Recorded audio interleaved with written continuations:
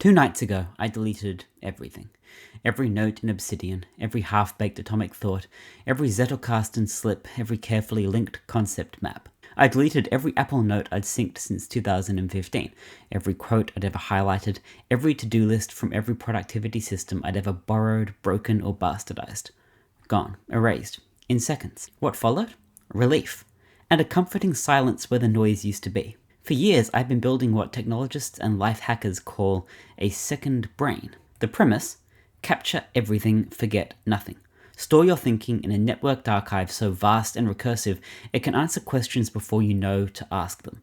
It promises clarity and control and mental leverage. But over time, my second brain became a mausoleum, a dusty collection of old selves, old interests, old compulsions, piled on top of each other like geological strata. Instead of accelerating my thinking, it began to replace it. Instead of aiding memory, it froze my curiosity into static categories, and so, well, I killed the whole thing. I've been sober for 6 years now, and that kind of milestone does something to your perception of time. It creates a before and an after, and it invites you, gently at first and then insistently, to take stock. A few weeks ago, looking back on my sobriety journey, I was digging through my archives, scrolling through old notes, old goals, and old mental frameworks I had once treated like gospel. Systems layered on systems, promises I had made to my future self, as if that self were an operating system waiting for updates. Reading through these remnants, I felt a tightening in my chest. Not sadness, not nostalgia, a kind of existential lag. I could see how each iteration of myself was trying so earnestly to build a roadmap to something better. But what got me sober, what got me through the first 1, 2, 3 hard years, none of it was in those notes. And it hit me, what got me here won't get me where I need to be next. The modern PKM, Personal Knowledge Management movement, traces its roots through para-academic obsessions with systems theory, Luhmann's Zettelkasten, and the Silicon Valley mythology of productivity as life.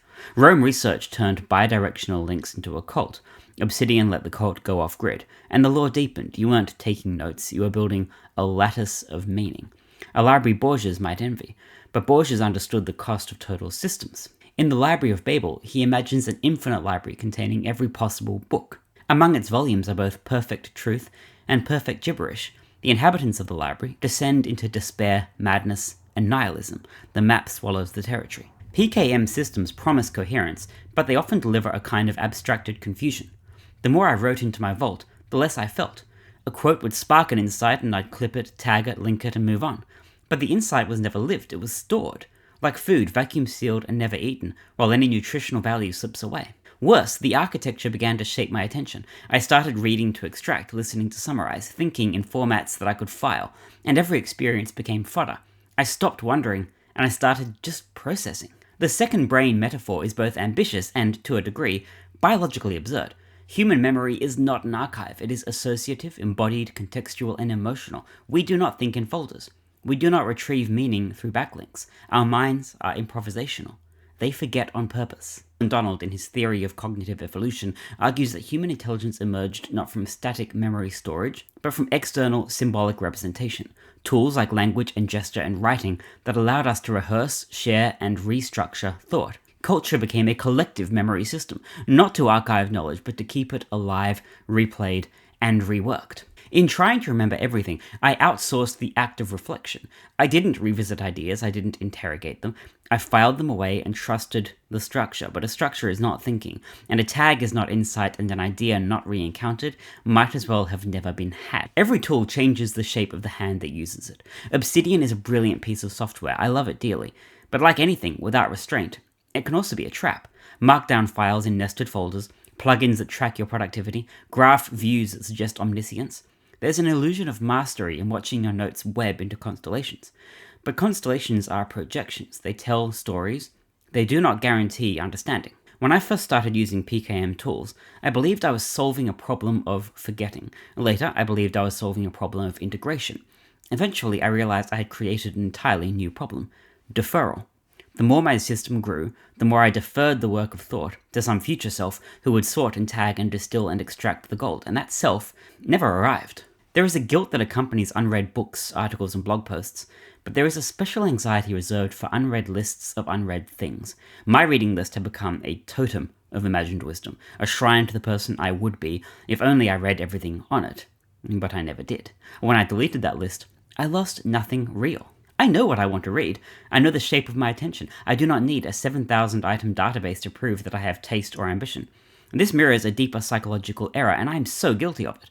The belief that by naming a goal, you are closer to achieving it, that by storing a thought, you have understood it, that by filing a fact, you have earned the right to deploy it. And this is productivity as performance. It is a symptom of modern intellectual insecurity, the fear of losing track, of forgetting, of not being caught up.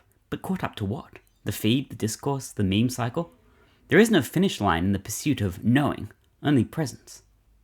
Michelangelo destroyed his sketches. Leonardo left thousands of pages unfinished. The act of deletion is not a failure of record keeping, it is a reassertion of agency. In design, we speak of subtraction as refinement. A sculptor chips away everything that is not the figure. A musician cuts a line that clutters the melody. In knowledge work, we hoard. We treat accumulation as a virtue. But what if deletion is the truer discipline? I don't think I want a map of everything I've ever read. I want a mind free to read what it needs.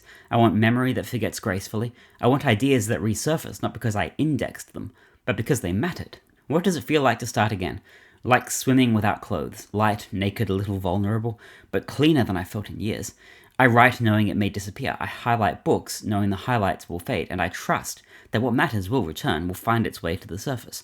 I no longer worship the permanence of text. My new system is, very simply, no system at all. I write what I think, I delete what I don't need, and I don't capture everything. I don't try to. I read what I feel like. I think in conversation, in movement, and in context.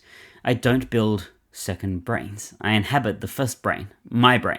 Drawing on something DHH from 37 Signals told me a couple of years ago, I've started keeping a single note called What, where I write down a handful of things I have to remember. The important bits will find their way back. I don't want to manage knowledge, I want to live it. I still love Obsidian, and I'm planning on using it again, from scratch and with a deeper level of curation and care. Not as a second brain, but as a workspace for the one I already have. And for the first time in a long time, I'm actually excited by that.